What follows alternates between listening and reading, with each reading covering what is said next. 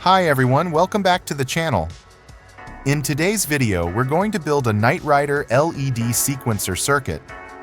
So without further delay, let's get started.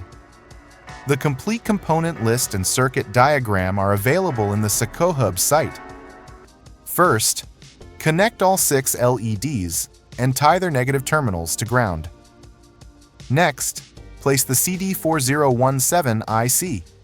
Connect pins 8, 13, and 15 to ground, and connect pin 16 to the positive supply.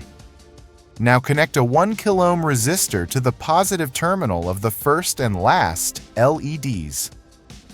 For the remaining LEDs, connect 470 ohm resistors to their positive terminals.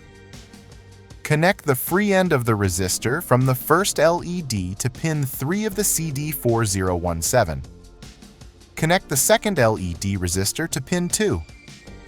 The third LED resistor goes to pin 4. The fourth LED resistor connects to pin 7. The fifth LED resistor goes to pin 10. And the sixth LED resistor connects to pin 1 of the IC. Now for the return sequence, connect the fifth LED resistor to pin 5, the fourth LED resistor to pin 6, the third LED resistor to pin 9, and the second LED resistor to pin 11 of the CD4017. Next, add the 555 timer IC. Connect pins 4 and 8 to the positive supply and pin 1 to ground. Join pins 2 and 6 together. Connect a 10 kΩ resistor between pins 8 and 7 of the 555 timer. Now connect the variable resistor. Connect pins 1 and 2 to pin 6 of the 555 and pin 3 to pin 7.